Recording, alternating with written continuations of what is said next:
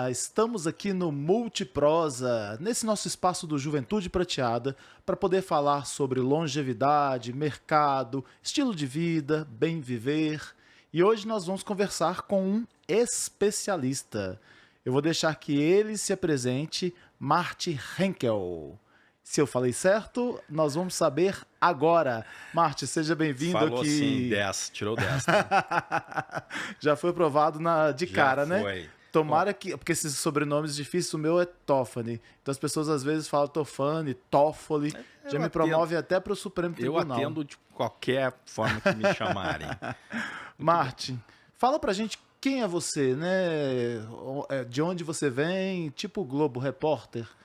Fico que eu me alimento. Bom, primeiro, obrigado por estar me recebendo aqui, trazendo esse assunto nesse espaço tão importante, né? A gente está vivendo o Brasil mais sênior da história e vai ficar mais, e amanhã vai ser mais sênior ainda. Então, esse é um assunto que me atrai muito. Eu venho do mercado financeiro, eu sou gaúcho.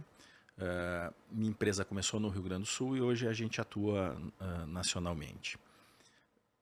Quando eu estava no mercado financeiro, eu percebi que a nossa comunicação não funcionava muito bem com o público mais maduro. A gente tentava levar uma mensagem e ela não era entendida com clareza. Olha só que arrogância do profissional de marketing. Ela não era entendida, né? Como se não devesse ser o contrário. Realmente era. Ficou muito claro, e eu estou falando de 2004, 2005 e 2006, bastante tempo. Ficou claro que a gente não estava usando a linguagem adequada. Isso para esse público maduro? Para o público maduro. Assim, não aprendemos na academia, o marketing não ensinou a prestar atenção na linguagem, na comunicação, nos signos, nos símbolos, né, para esse público maduro. E quando a gente falava de comportamento consumidor, a gente abordava alguns públicos emergentes, mas a gente não considerava as pessoas 60 a mais, porque nessa época que você está falando, ainda era incipiente, né? Completamente incipiente. Se hoje já é difícil, imagina naquela época. Só para ter uma ideia, as pesquisas sobre opinião, comportamento, consumo, elas encerravam quando o respondente tinha 50 anos de idade. Olha só. Então, assim, as pessoas não queriam saber o que o consumidor com mais de 50, naquela época, quiçá mais de 60, tinha... de interesse, tinha de curiosidade e de potencial. E já tinha um potencial imenso, mas nós tínhamos o mercado, os profissionais, os decisores, assim, com bastante preconceito em relação a esse consumidor. Não ao consumidor, entenda, o preconceito não é em relação às pessoas, o preconceito é em relação ao envelhecer. E aí que está a origem de tudo, né? E é interessante se falar dessa questão da comunicação, porque a gente vai voltar lá para onde nós paramos, mas a comunicação ela realmente não estava preparada para essa linguagem, porque quando eu era criança, hoje eu tenho 52 anos, eu tinha, né, em mente que aos 50 anos a gente começava a cair, aos 60 a gente morria, e era o que acontecia quando eu era criança. Né? Então a gente não se preparava para comunicar com pessoas 60 a mais. Tanto é que você está lembrando isso aí, eu nem lembrava, que não tem, além da pesquisa, não tinha, né? Não tinha, era 50 a mais. Uma população ignorada. Ela consumia como consome hoje, do jeito que podia, né? Mas as empresas perderam muita oportunidade de se preparar, se posicionar e encontrar quais eram os desejos, né, desse consumidor. E a comunicação era totalmente errada, porque a gente falava de produtos, você pensava só em saúde, né? Então, assim, funerária, saúde, para 50 a mais é isso. Exatamente. Quem vai patrocinar o evento para idosos? Sempre focado em saúde. Hoje a gente tem bem-estar, hoje a gente tem moda, né? Hoje a gente tem universidade. Então, e isso ainda é incipiente, porque eu ainda acredito que esteja, né? Mas assim, ó, eu preciso dizer que eu estou há 11 anos nesse mercado, mudou muito, tá? Sim. Evoluímos bastante. Hoje, esse consumidor é visto já como um consumidor mais amplo. Ele viaja, ele quer comprar um apartamento menor, mas bem localizado no centro da cidade, ele quer ter uma segunda moradia, seja no litoral ou na serra, ou seja, ele começou a ser entendido, principalmente a potência de consumo que ele traz para os negócios, né? Então, continuando, assim, esse foi o momento de descoberta desse mercado, e ali eu percebi um oceano azul de oportunidades. Nós não tratávamos na universidade, na academia, sobre esse consumidor, e eu percebi, poxa vida, quem sabe... E também nós tivemos alguns aprendizados incipientes dentro da nossa operação de cartão de crédito de loja, onde o consumidor maduro é o que mais gosta.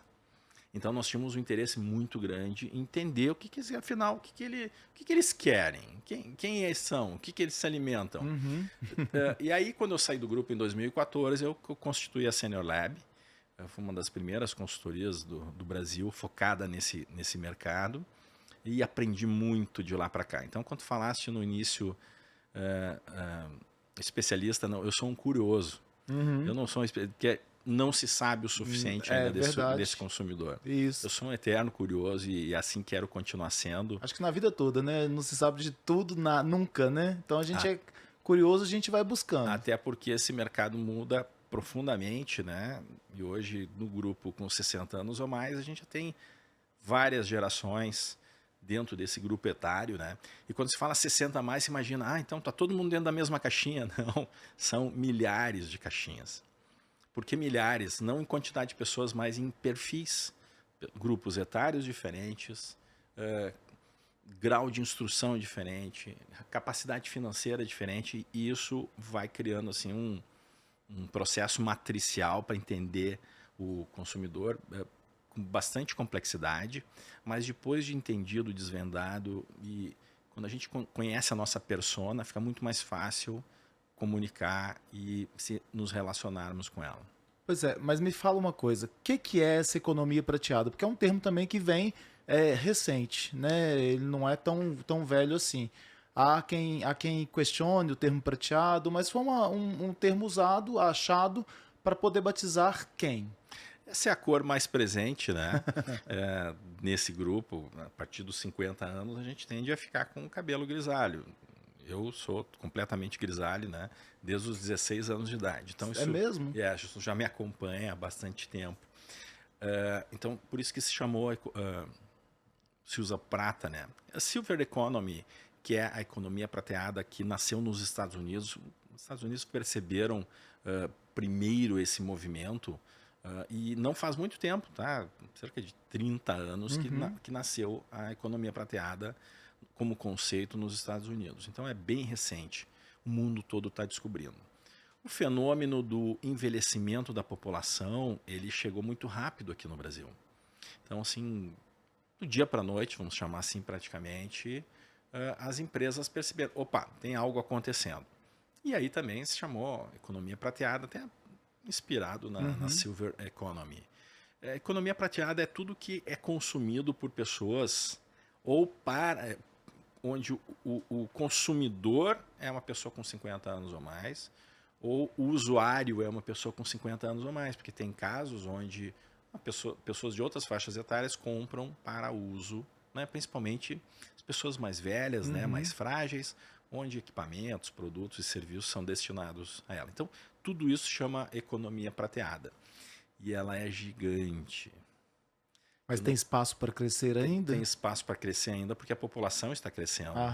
Né? Só para você ter uma ideia, quando a gente olha a população com 50 anos ou mais, a cada 20,2 segundos, alguém completa 50 anos no Brasil. Olha isso. Quando a gente olha o corte com 60 anos ou mais, é onde eu tenho colocado mais atenção, a cada 26 segundos alguém completa 60 anos no Brasil. Então, assim, quando terminar esse nosso papo aqui, dezenas de aniversariantes terão entrado nessa faixa etária. Então, isso mostra a velocidade, a potência. E quando a gente olha a população com 50 anos ou mais, a renda total ano passado foi de 1 trilhão e quase 900 bilhões de reais a renda. Quando a gente olha o grupo com 60 anos ou mais, chegou a 1 trilhão e 100 bilhões. 1 trilhão, para se ter uma ideia, equivaleu a 12% do PIB brasileiro no ano passado. É muita coisa. É muito dinheiro. E se é uma economia que ainda está em crescimento, que não está, no bom sentido aqui, entre aspas, explorada da forma que deveria, a gente tende a crescer ainda mais essa participação aí, né? Na verdade, o que acontece? As pessoas, elas compram, elas consomem da melhor forma possível, porque precisam se alimentar, precisam viajar, precisam se vestir, querem comprar um carro novo, uma casa nova. Querem se exercitar. Querem se exercitar. Então, esse consumo já está acontecendo. O que a gente quer falar sobre dar uma visibilidade maior para a economia prateada é que as marcas, produtos e serviços se adequem e ganhem a atenção desse consumidor. Atenção é tudo hoje em dia, nesse mundo tão disputado, né? Então, conseguir conquistar a atenção, entendendo o que esse consumidor quer, como ele quer comprar, como ele quer consumir, coloca a minha empresa na vantagem em relação a um concorrente. Então, talvez eu possa oferecer, talvez não, certamente eu vou oferecer um serviço mais adequado, um produto que vai garantir a fidelização desse consumidor. E a gente pensa assim, poxa vida, mas por que eu vou fidelizar um consumidor velho? Esse termo, essa palavra é ruim, é pesada e a gente não deve usar ela no marketing. O consumidor não gosta. Mas por que eu vou fidelizar um consumidor mais maduro, sabendo que a expectativa de vida no Brasil está próximo de 77 anos? Então, vou ter lá, imaginando assim, um cálculo de padaria agora, tá? Não que as padarias não façam bons cálculos, elas fazem, entendo dessa forma. Só repetindo uma frase popular. Teremos entre os 60 até os 77, 17 anos. Mas existe uma coisa que se chama expectativa de vida ao nascer, que é essa de 76,8 anos, 70,4. Entre mulheres e homens difere, né? Difere bastante. E existe a expectativa de sobrevida, que é um dado que o IBGE também trabalha e que ele calcula quanto uma pessoa que tem 60 anos hoje terá a possibilidade de viver. E essa expectativa é muito maior do que 77 anos. Para as mulheres chega a 84 e para os homens 79. Então, assim, é disso que a gente está falando. Quando a gente começa a olhar esse consumidor, esse comportamento, esse mercado de perto, os números eles começam a gritar e a dizer, poxa vida, me entendam, me atendam, porque eu quero comprar de você. É isso que o consumidor está falando para a gente. E é interessante que não é só ter uma empresa ou ser autônomo que preste serviço especificamente para os 60 a mais. Obviamente que pode ter também esse tipo de negócio. Mas qualquer negócio, um comerciante que está nos ouvindo agora, quando chega num supermercado, por exemplo, um cliente de 18 e um cliente de 70, há toda uma diferença também no processo de compra, né? Como que se comporta esse indivíduo de 18 e como se comporta o indivíduo de 70 num ambiente que abriga todos. Ele também, esse supermercado, essa farmácia, essa academia, tem que ter esses olhares diferenciados para esse público 60 a mais. Tem que, e o adequado, o que a gente recomenda nas consultorias é não criar serviços ou sessões ou horários exclusivos para esse consumidor. Ele não gosta. É verdade. Ele não gosta porque não pensa que somente as populações, os grupos etários mais jovens têm preconceito em relação ao envelhecimento. Nós também, eu digo nós porque eu tenho... Todos temos, de 58 anos e eu tenho meus preconceitos em relação ao envelhecimento e pessoas com 60, 70 anos têm muito mais. Então, a gente não precisa esfregar isso na cara deles. É isso que eu quero dizer. Então, o segredo está em atender de forma igual, equilibrada, mas atento a questões. Por exemplo, um cliente que está no supermercado fazendo compras, está com a cestinha, fazendo compras, e está lá a cestinha carregada, 2, 3 litros de leite, coisas mais pesadas.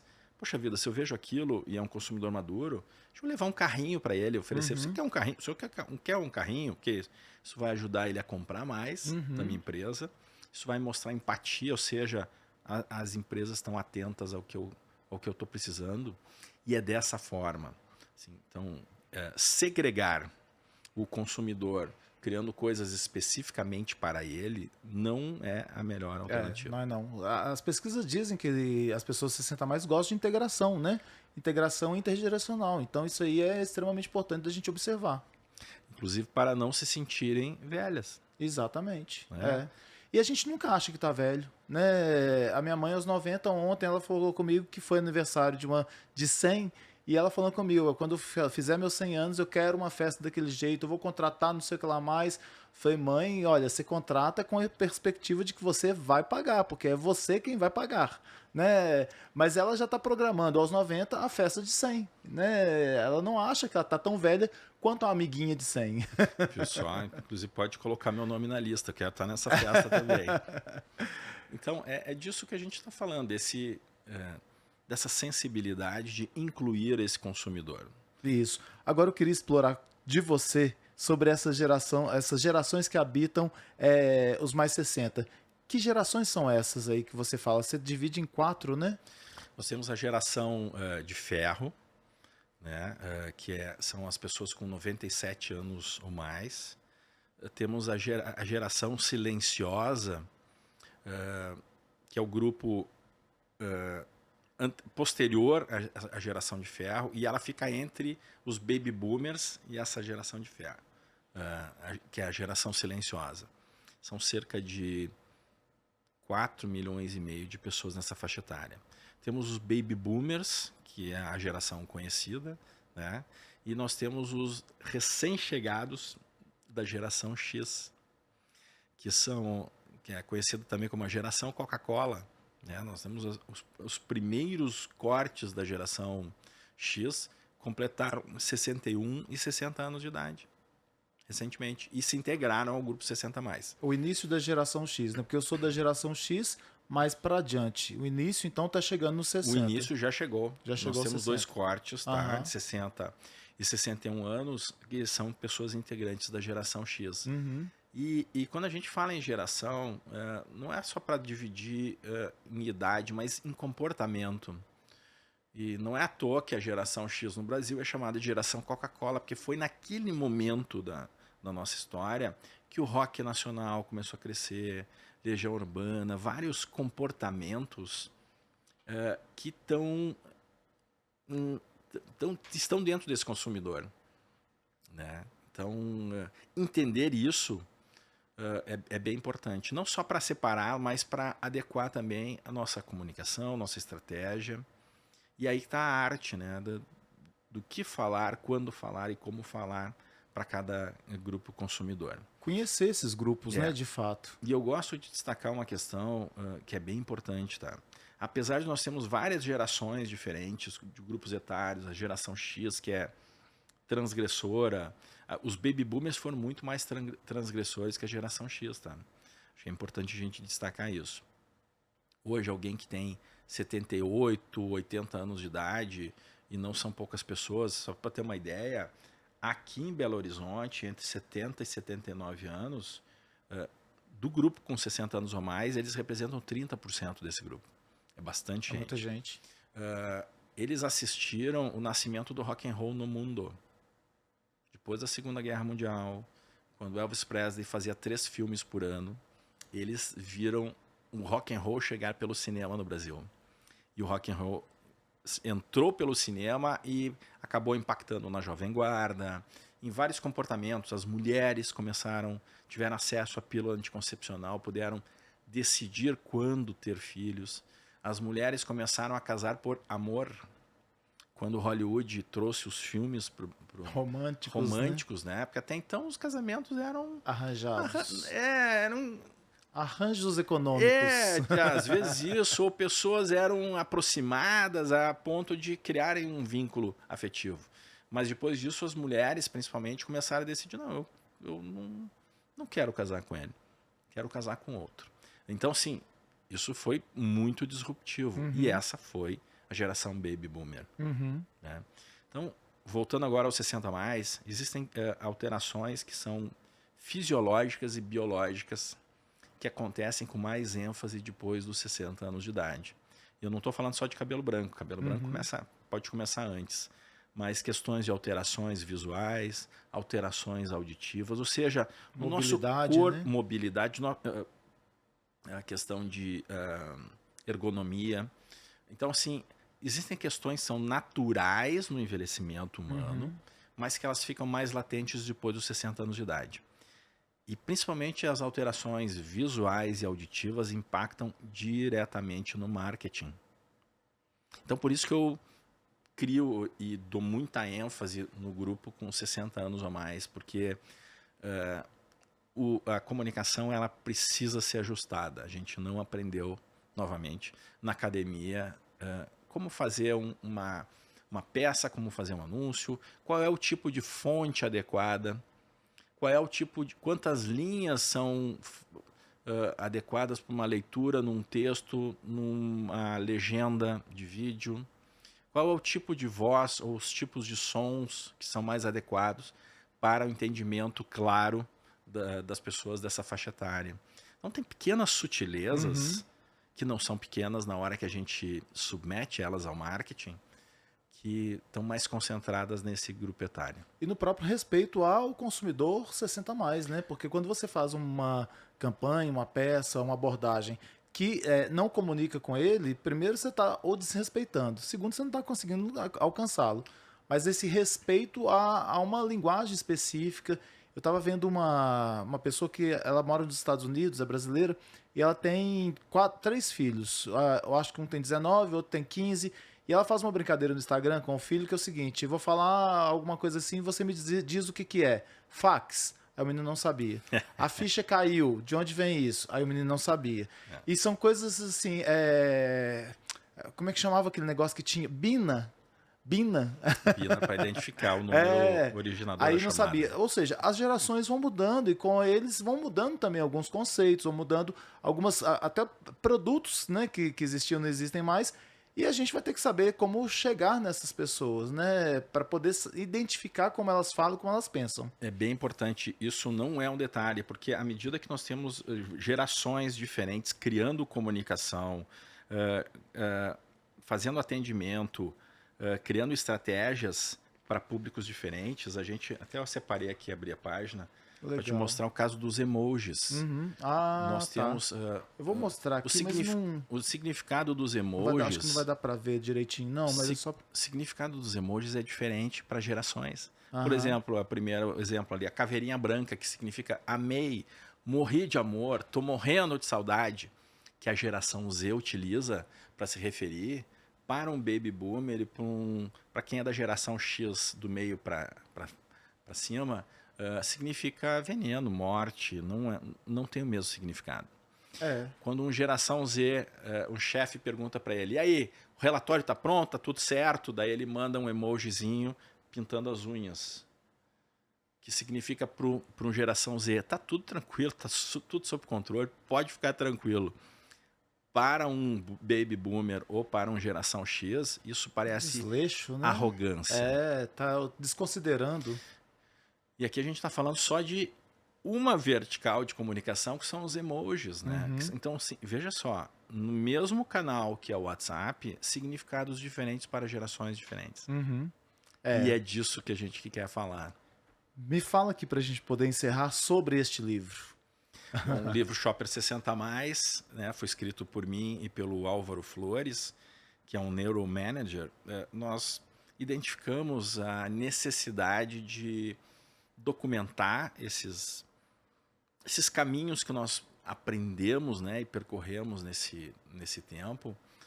E ele é muito direcionado para o varejo, para o consumo. E também tem muitos insights para a indústria, né? Ou seja, um livro que quer compartilhar conhecimento e referências sobre como aperfeiçoar a comunicação, como pensar um design adequado para esse consumidor e principalmente como tratá-lo. E tratá-lo adequadamente é não segregá-lo.